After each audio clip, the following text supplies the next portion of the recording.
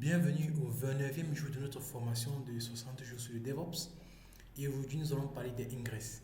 Alors, avant que nous ne parlions des ingress, rappelez-vous que la fois passée, nous avons fait, n'est-ce pas, les services. Oui, avec des services, on pouvait exposer, n'est-ce pas, nos ports à l'Internet.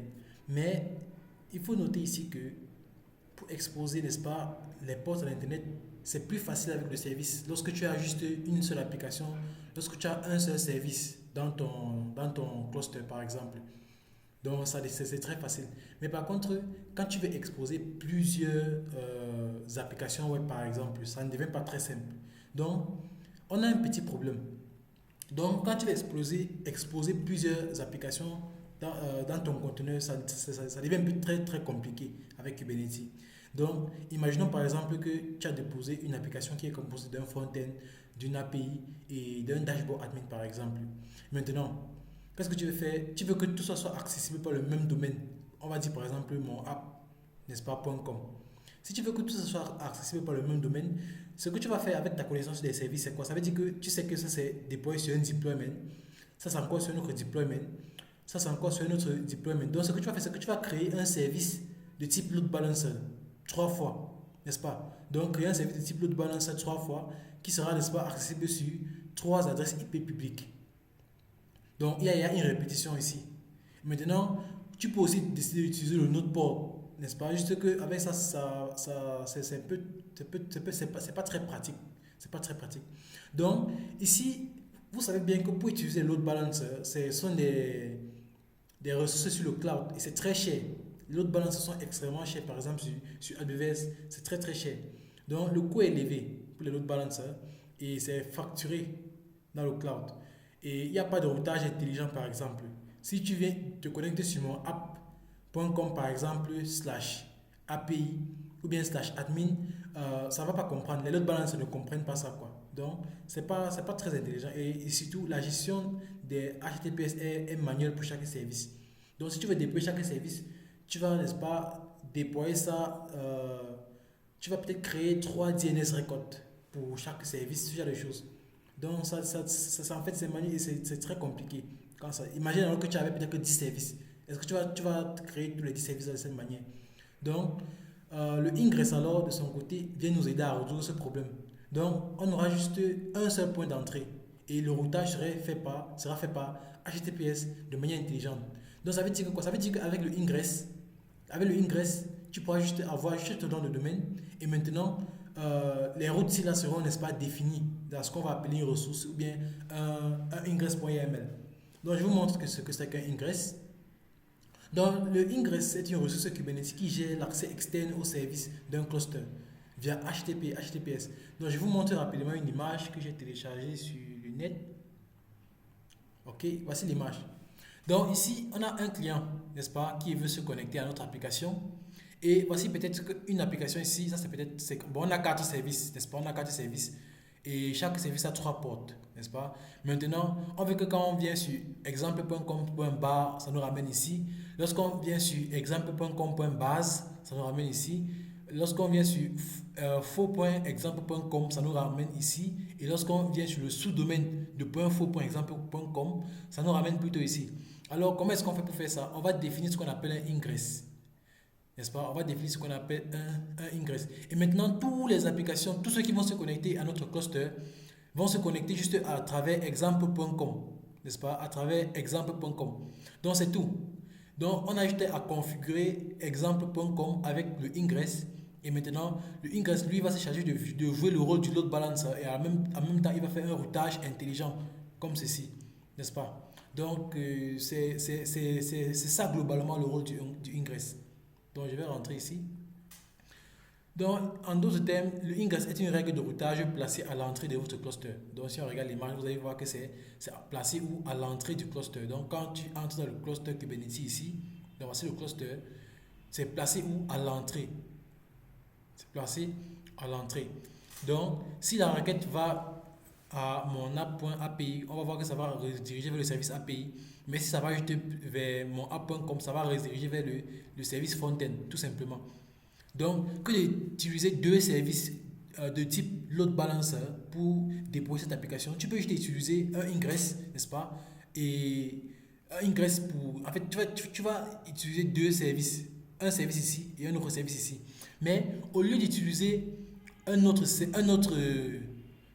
service pour connecter tous ces services-là, tu vas juste utiliser un ingress, tout simplement. Donc, il faut bien comprendre. Il faut très bien comprendre. OK? D'accord. Donc, le ingress ici, c'est pas la magie. Donc, il ne se, comment dire, mais attention, l'ingress n'est pas magique. Donc, c'est pas un outil magique. Il a besoin de quelque chose pour l'exécuter. Bon, c'est que si vous ne comprenez pas encore très bien, donc c'est pour ça que j'ai défini ici là deux composants indispensables pour notre ingress. N'est-ce pas? Ici, pour que le ingress fonctionne, il faut deux choses. Ici, on a la ressource ingress.yml. Donc, j'ai écrit une ressource ici, un exemple d'une ressource que je vais vous expliquer plus tard. N'est-ce pas? Ça, c'est un exemple d'une ressource ingress pour Kubernetes. Et à côté de ça, il nous faut un ingress controller. Donc, le contrôleur ingress.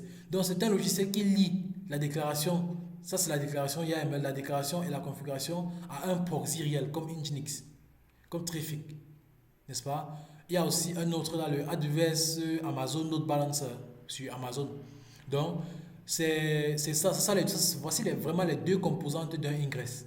Donc ici, on a le resource que je vous ai montré ici, n'est-ce pas? Maintenant, il faut quelque chose pour interpréter et jouer en fait. Ça, c'est juste une configuration. Maintenant, qu'est-ce qui va exécuter cette configuration? C'est là alors qu'on a besoin de quelque chose comme Nginx, un vrai web server, un reverse proxy par exemple pour jouer en fait ça. Donc c'est pour ça que vous allez voir ici, on va dire que la ressource ingress est comme une partition de musique, tu vois. C'est juste une partition de musique comme sur un papier.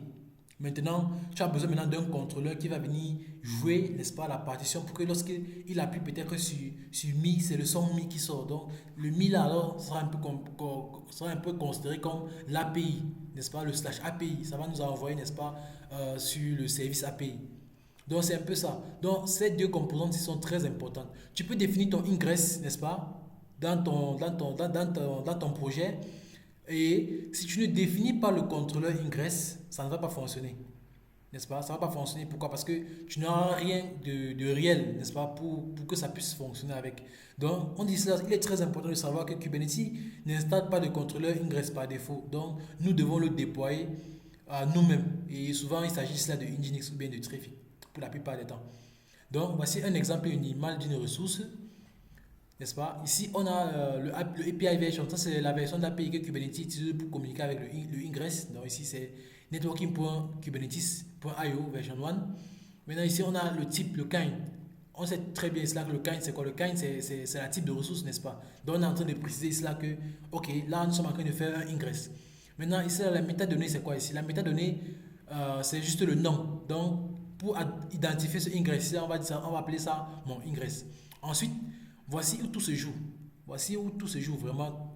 Cette partie, c'est ça qui fait le ingress. Très très intéressant. Donc écoutez bien. Et vous pouvez aussi déjà commencer par laisser un pouce et laisser un commentaire si vous n'avez pas bien compris quelque chose. Je vais vous répondre dans les commentaires. Donc on va continuer. Donc ici, c'est maintenant ça le specification. Alors qu'est-ce qu'on veut pour ce ingress? On est en train de dire que quoi? Dans notre ingress, on va définir quelques règles, n'est-ce pas? Quelques règles. Et les règles là, c'est plus quoi? Que ok. Tous ceux qui vont, n'est-ce pas, avoir accès à ce ingress-là vont passer par l'autre qui s'appelle monapp.com. On pouvait tout mettre ici là, exemple.com, un peu comme on l'a vu sur la photo ici, n'est-ce pas? Exemple.com. Donc, on pouvait tout le mettre ici, exemple.com. Maintenant, on va dire, toutes les requêtes vont se faire par HTTP. Donc, ici, c'est le protocole. Ça ne fait pas référence à si c'est sécurisé ou pas. Donc, ça, c'est un protocole HTTP, n'est-ce pas? Tout simplement. Maintenant, on va dire path. OK. Maintenant, le path, on est en train de dire quoi? Que si on tombe sur la route mère, n'est-ce pas? Si on tombe sur la route mère, le path, ça sera le path type, c'est préfixe, n'est-ce pas? Ça veut dire que ça va venir après le host. Donc, il faut bien comprendre, ça va venir après le host. Maintenant, ça va nous renvoyer où? Ce pass-là va nous renvoyer sur le service backend, n'est-ce pas? Et maintenant, ici à l'intérieur, on va définir le service. On va dire cela que, ok, c'est quel service? C'est le service front-end service, par exemple, pour être exact, n'est-ce pas? Ça, ça va nous ramener le service front-end et ça sera sur le port 80, tout simplement. Et c'est la même chose avec le pass API. c'est le path type ici, c'est préfixe. Donc, ça veut dire que c'est toujours après le nom de domaine, après le host, n'est-ce pas? Après le host. Maintenant, on va dire cela. Le backend, c'est quoi ici? Le backend sera plutôt le service API. Donc, API service, tout simplement. Et ça sera toujours sur le port 80. Donc, c'est très simple. C'est très, très simple. Si vous n'avez pas compris, faites un peu quelques recherches. Faites plus de recherches. Mais je pense que c'est très, très simple à comprendre. C'est très, très simple. Et lorsque nous allons implémenter ça, ça sera encore plus clair. Donc, ce YAML dit toutes les requêtes vers mon app.com vont au service front-end et celles qui ont /API vont au service API tout simplement. Donc c'est juste ça que celui-ci est en train de dire. Donc je vais encore expliquer de manière très brève. Ici on définit quoi? On définit l'hôte. Maintenant, quand on a défini l'hôte, on va définir ça le protocole HTTP par défaut. Maintenant ici on va dire ok, lorsque on passe sur mon app.com, c'est-à-dire sur l'autre même slash, on va tomber sur le front-end et lorsqu'on ajoute API, on va tomber sur le back-end. Donc tout ça, n'est-ce pas, est géré par le Ingress. Par contre, s'il n'y avait pas le Ingress, vous deviez, n'est-ce pas, déployer, n'est-ce pas, cette application-ci et déployer encore celle-ci-là 2 fois. Et ça te fait 2 DNS, par exemple. Si tu as eu à déployer des applications, tu vas comprendre de quoi je suis en train de parler. Donc, on va continuer. Dans les fonctionnalités clés du Ingress, n'est-ce pas, il y a le routage par hôte, comme je viens de vous... En fait, ok, là je vous ai plutôt montré le routage par path, n'est-ce pas, par chemin. Maintenant, il y a aussi le routage par hôte. À la place, n'est-ce pas, de path ici, tu vas plutôt mettre host. Oh non, là c'est à host ici, ça c'est le routage par hôte, n'est-ce pas, c'est à hôte. Voici, il y a l'autre ici. Donc, tu vas juste mettre hôte, tu vas mettre HTTP, un peu comme on a fait ici. Donc, c'est ça qu'on a fait ici. Et il y a le routage par chemin. Donc, comme dans l'exemple ci-dessous, slash API admin. Donc, ici, vous allez voir, ça c'est voici le chemin ici. Routage par chemin, n'est-ce pas? Slash, n'est-ce pas? Ici, les API. Et on peut encore définir plusieurs autres choses, n'est-ce pas? Donc, c'est ça. Et ensuite, on a la gestion des requêtes en HTTP, dans les requêtes sécurisées, HTTPS et les terminaisons TLS. Donc, on peut aussi attacher un secret TLS contenant un certificat, n'est-ce pas? Contenant un certificat. Donc, par exemple, tu vas juste venir au niveau de spec ici, avant d'ajouter les rules. Regarde, avant d'ajouter les rules, n'est-ce pas? Qu'est-ce que tu vas faire? Avant d'ajouter les rules, tu vas dire TLS, tu vas dire host. Donc, tu vas préciser, ok, que c'est quel hôte que je suis en train de mettre le TLS. C'est quel hôte? N'est-ce pas? C'est mon app.com. Et maintenant, tu vas mettre le secret name et tu vas juste mettre mon set TLS. Donc, on va créer avec la commande kubectl create secret TLS. Donc, voici la commande qu'on va utiliser pour créer, n'est-ce pas, ceci, tout simplement. Et là, tu vas maintenant définir tes rôles et tu vas maintenant mettre mon app.com et autres là. Donc, c'est un peu ça, avec le HTTP. J'espère qu'on aura, n'est-ce pas, l'occasion de voir tout ça. Ensuite, on a les annotations. Donc, ici, c'est un peu les fonctionnalités avancées du Ingress. Donc, ça veut dire qu'à part faire le routage par hôte, à part faire le routage par chemin, à part faire les connexions sécurisées avec le HTTPS, qu'est-ce qu'on peut faire d'autre? Voici ce qu'on peut faire d'autre. On peut faire l'écriture, n'est-ce pas, la réécriture des URL. Par exemple, si on se connecte à ton application à l'extérieur avec API/v1/users, toi tu peux décider que ok, je vais couper cette partie-ci, n'est-ce pas, je vais le réécrire juste en /users. Donc avant d'envoyer au service. Donc c'est un peu ça qu'on va dire ici. Ça, c'est un peu ça l'écriture, la réécriture. Donc pour ce faire, c'est très simple. Dans Meta, n'est-ce pas, dans la partie Meta ici, tu peux mettre le nom, mais tu peux aussi décider de mettre les annotations. Un peu comme ici, ils ont fait. Donc, tu vas dire Meta annotation. Maintenant, tu vas définir, n'est-ce pas, une annotation de type Nginx. Donc, nginx.ingress.kubernetes/write target. Donc, ça, c'est la première chose. Tu peux faire une réécriture de l'URL. La deuxième chose, c'est quoi? Tu peux faire la limitation des débits, donc le rate limiting. Donc, tu veux te rassurer que, ok, cette adresse IP ne peut pas recevoir plus de 10 requêtes par seconde. Tu vois? Et pour cela, tu vas encore utiliser le annotation dans Meta. Et à la place plutôt de rewrite target, tu vas plutôt mettre quoi? Limite rate per second, oui, RPS. Et là, tu vas juste préciser le nombre, c'est tout. Donc ça, c'est les fonctionnalités très avancées. Donc lorsque tu as défini ça comme ça, Aucune adresse IP à l'intérieur de ton ingress ne peut recevoir plus de 10 requêtes, n'est-ce pas, par seconde. Ensuite, on a l'authentification basique. Donc, tu peux décider de faire une authentification basique et c'est un peu comme ça que tu vas faire ça. Tu vas dire ça le type, tu vas dire ça le secret que tu as généré, n'est-ce pas? Et ici, là, tu vas maintenant dire le autre rime accès restreint. Donc, si tu as eu à sécuriser un nom de domaine en utilisant Nginx par exemple, parfois il y a aussi une manière de définir ça pour le domaine que tu es en train d'écrire la règle, la configuration Nginx, n'est-ce pas? Tu peux, n'est-ce pas, faire ça en utilisant aussi Kubernetes Ingress. Avec le Ingress, tu peux aussi faire ça sans problème. Donc, le secret basic contient un fichier password, n'est-ce pas? Où il y a le mot de passe, il y a le mot de passe à l'intérieur. Bon, j'espère qu'on pourra aussi le faire, ou bien je pourrais faire une petite vidéo juste pour vous montrer comment faire ça sans souci. Bon, ensuite, mais je vous propose de faire des recherches par rapport et si vous voulez vraiment tenter, allez-y, c'est super d'essayer des trucs.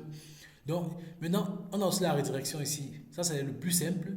Donc, ici, on va juste forcer le trafic sécurisé. C'est trop simple même. Tu vas juste venir, tu vas juste mettre là à true. Donc, tu vas juste mettre SSL redirect à true, c'est tout. Donc, il faut faire attention. Les annotations sont spécifiques au contrôleur, n'est-ce pas? Les annotations sont spécifiques au contrôleur. Ça veut dire que les annotations, si tu ne vas pas les mettre dans le ingress.yml, un peu comme on voit ici, non. Tu vas juste les mettre à ce niveau-ci. J'ai même écrit quelques annotations ici, là, par exemple, si j'ouvre l'autre ici, vous allez voir que j'ai écrit un rewrite, j'ai fait un SSL redirect, et j'ai aussi fait quoi? Une protection basique, n'est-ce pas? Par mot de passe. Un basic authentication. Ça veut dire que quand tu vas vouloir te connecter au domaine, mon local. Mon app.local, on va te demander un mot de passe. Et ce n'est que celui qui a généré le mot de passe qui connaît en fait le mot de passe. Donc c'est ça. Donc par exemple, Nginx, n'est-ce pas? Ok, ces annotations sont spécifiques au contrôleur. Donc par exemple, tu vas dire nginx.ingress quand c'est Nginx. Tu vas dire traffic.ingress quand c'est traffic. Et le AWS Amazon Load Balancer a aussi ses propres, n'est-ce pas, complémentarités pour ses contrôleurs, quoi. Maintenant, voici une architecture globale. Ici, on a l'architecture globale. Donc ici, on a Internet. Disons qu'on a un client qui veut se connecter. Lui, quand il va venir pour se connecter, on va le renvoyer d'abord sur le load balancer, n'est-ce pas? Qui est fourni par le ingress controller, n'est-ce pas? Donc, ça sera sur une seule adresse IP. Donc, par exemple, disons qu'ici, il va se connecter via un nom de domaine. Vous savez que les noms de domaine sont reliés aux adresses IP publiques par, n'est-ce pas, le DNS, le Domain Name Server, Service, Domain Name Service. Donc, ici, on a l'Internet. Ensuite, on sera redirigé vers une adresse IP. Maintenant, de cette adresse IP-là, on sera redirigé maintenant vers le ingress controller plus la ressource. Et la ressource ici, quand je dis ressource, je parle de quoi? Je parle du point YAML. Je parle du ingress.yml, donc la configuration qu'on a écrite, c'est-à-dire la partition de musique, si je me refais à ce qu'on a dit plus haut. Donc, à l'intérieur maintenant, on va choisir, n'est-ce pas, le service à l'intérieur de notre ingress.yml. Comme j'ai un peu écrit ici, vous allez voir, on a ici la rules, mon app, n'est-ce pas? Ça, ce sont les règles. On a mon app, HTTP pour définir le protocole. Ok, c'est quel pass qu'on va utiliser? N'est-ce pas? Ça, c'est une fonctionnalité encore de Ingress, comme je l'ai dit plus haut. Il y a les chemins par hôte, les hosts. Il y a les chemins il y a les routages par chemin, n'est-ce pas? Passe comme ceci. Tu vas maintenant dire que c'est de type préfixe. Maintenant, tu vas définir le backend de ça. Ok, c'est quel backend? C'est quel service en fait? Donc là, tu vas dire service front-end. Ici, c'est la même chose, juste que c'est le path qui va changer. Et aussi le service en bas qui va changer, c'est le service backend. Et ici, c'est quoi? Le path va encore changer à admin. Et c'est quel service? C'est le service admin service, tout simplement. Donc, c'est ça, en fait, c'est ça le ingress. C'est ça le ingress. Donc, les avantages, c'est quoi? On a une seule adresse IP, comme vous pouvez voir ici. On a un routage intelligent, n'est-ce pas? On a un routage intelligent. On a, n'est-ce pas,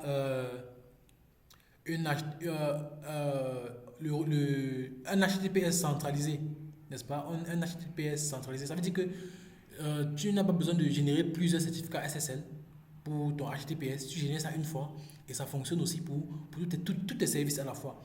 Et c'est évolutif et maintenable. Ça veut dire que si peut-être demain tu veux changer la route là pour que ça pointe plutôt vers un autre service, tu es libre de le faire.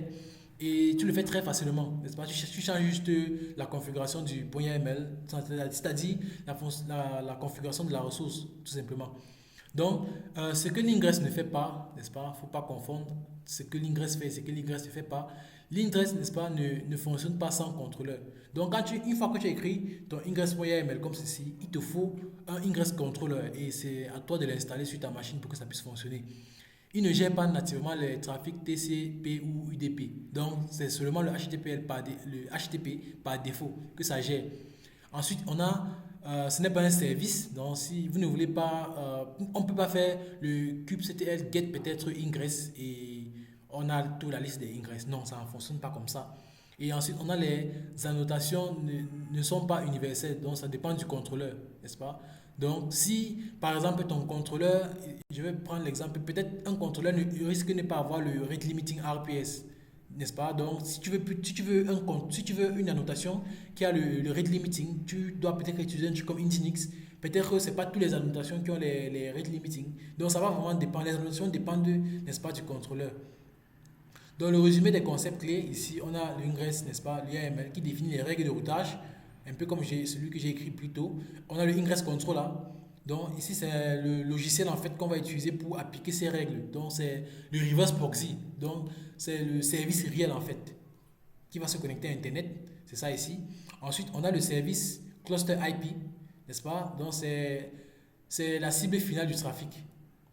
Donc, le ingress va se connecter au service comme ceci. Le ingress se connecte au service et les services, eux, se connectent aux portes.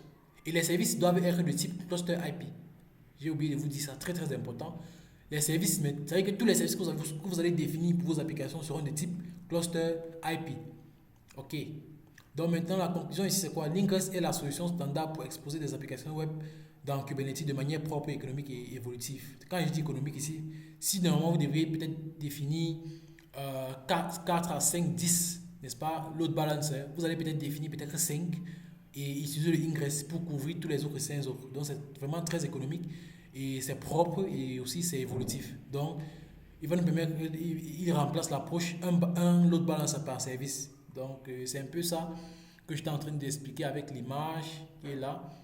Donc ici normalement on devait avoir le service de type load balancer, load balancer, load balancer, load balancer et c'est très cher. Mais avec le ingress, on va plutôt avoir des services de type ici cluster IP, cluster IP, cluster IP et cluster IP, n'est-ce pas? Et maintenant tout ça sera connecté via le ingress et maintenant le ingress lui de son côté va se charger de mettre un load balancer automatiquement dessus et c'est comme ça que on gagne, n'est-ce pas, en argent parce que là on devient plus économe. Donc, s'il y a une règle à retenir, ça veut dire que le ingress, c'est des règles, n'est-ce pas, plus un contrôleur.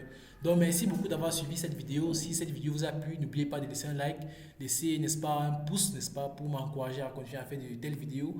Et si vous connaissez des personnes qui sont intéressées par le DevOps, n'hésitez pas à leur partager cette vidéo. Alors, si vous avez des préoccupations, n'hésitez pas à écrire en commentaire.